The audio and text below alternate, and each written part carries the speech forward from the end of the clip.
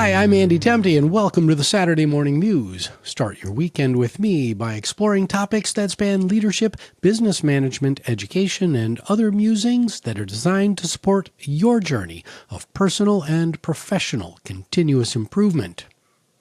The top 10 lists of key human, also known as soft skills, that abound in the popular business press frequently include the word courage. I think we can all agree that in a business context, courage does not mean that you're willing to run into a burning building or otherwise put your life on the line. Instead, we're talking about psychological courage, or what some would refer to as fortitude. Fortitude is an interesting word and is typically defined as strength of mind that enables a person to encounter danger or bear pain or adversity with courage. While most of us don't have jobs where we encounter physical danger, we do routinely encounter adversity and situations that can lead to emotional anguish. So, let's start first by talking about psychological safety. Have you ever been asked to do something at work that made you feel like you can't tell your mom about it? Ever had to hold a coworker or a team accountable for substandard performance? Ever had to challenge a superior in public or private? Ever had to admit an error and take responsibility for not holding up your end of the bargain?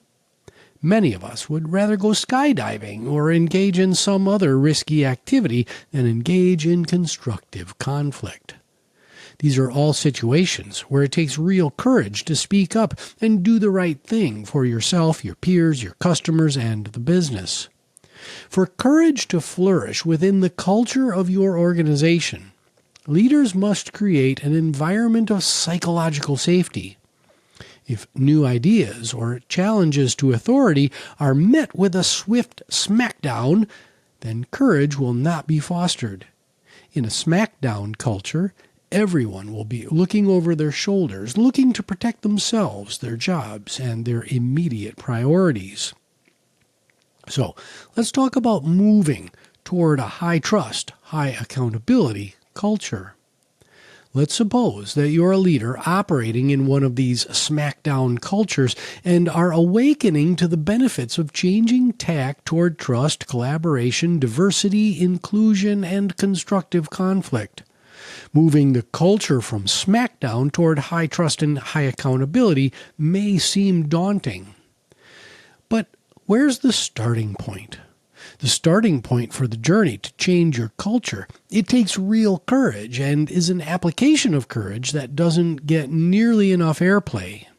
You see, the easy leadership road that leads to mediocrity is to hire people that look and talk like you and ensure that you remain the smartest person in the room.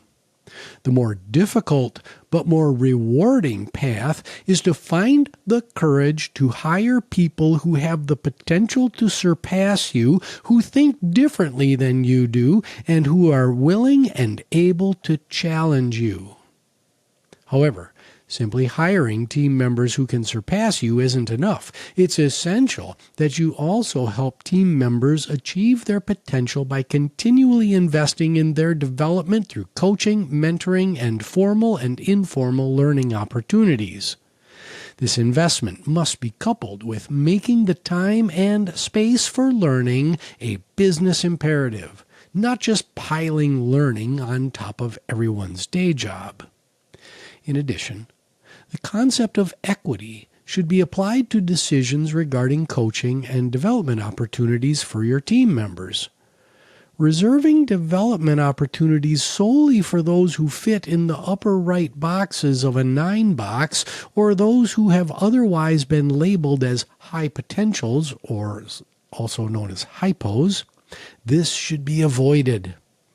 Skill inventory alignment conversations should take place on an ongoing basis with all team members. The purpose of these conversations is to identify skill gaps and experiential learning opportunities to fill those gaps. Having skill alignment conversations with everyone will help avoid unintended discrimination and the inevitable and unnecessary team tension and emotional waste that will result between the haves and the have-nots if learning is reserved for the high potentials. Now, some leaders may bristle at my recommendations, especially the insinuation that many leaders consciously or subconsciously hire team members that they have a higher probability of controlling or molding in their own image versus those that will challenge them and the status quo. However, if you take a step back and recognize that most of us are conflict avoiders and carry around a great deal of self-doubt and hidden insecurities, a bit of quiet self-reflection and personal vulnerability will likely uncover episodes and actions that align with management and hiring practices that have led to suboptimal results. From my own personal experience as a leader and my own self-reflection, I can attest to past hiring decisions that were less than courageous.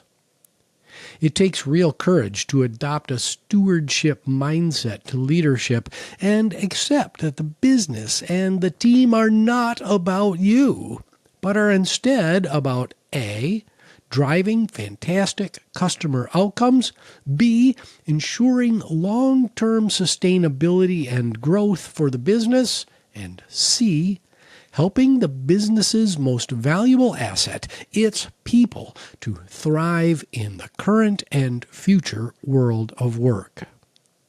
I hope you have a wonderful weekend as you recharge for the week ahead.